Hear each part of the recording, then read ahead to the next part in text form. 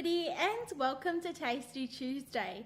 So today we're going to be making our very own dipping dots. So to make dipping dots you'll need some kind of custard or yogurt. So I have both here, so I'm going to be using some chocolate custard and this is some strawberry yogurt.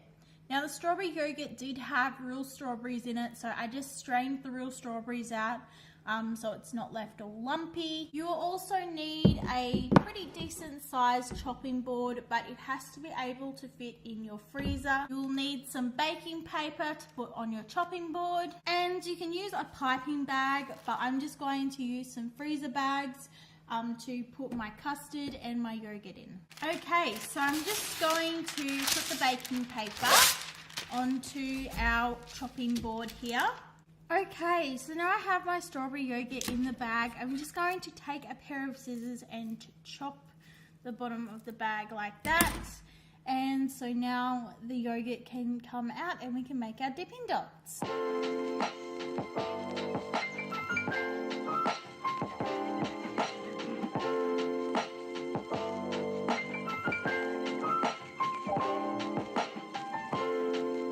So I just did the strawberry yogurt dipping dots and they are the hardest to do because yogurt is not very thick. The custard will be easier. So as you can see, some of them are joined together from where I wasn't going fast enough. And what you just want to do is you just want to separate them. Okay, so now that I've separated those the best I can with the scissors, it's time to move on to the chocolate custard.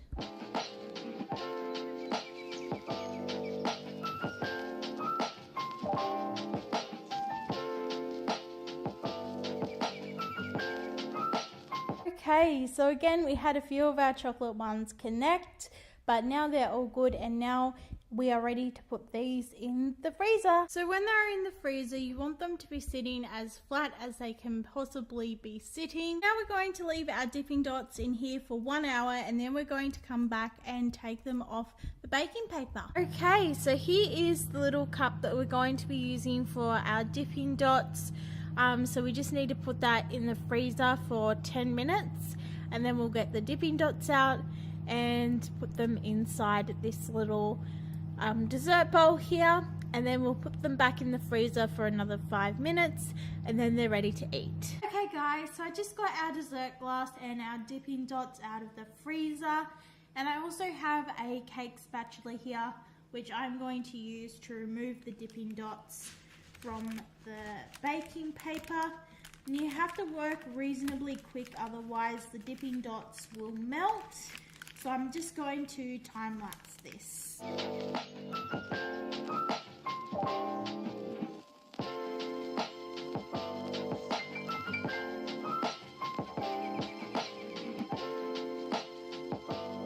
Okay guys, so we have the dipping dots out of the freezer. Now as you can see, it did melt before I could get them into the freezer, but now they've been in there for a while and they've gone a bit stiffer again. So that is what they look like. Obviously they're not as small as the ones that you would get if you're out and about at a fair. You will not get your dipping dots that small. However, at this size is perfect. You don't really want them much bigger, otherwise they won't be dipping dots. So I'm just going to try what the strawberry yogurt and the chocolate custard ones taste like together, because I have never mixed them together before. So here goes nothing.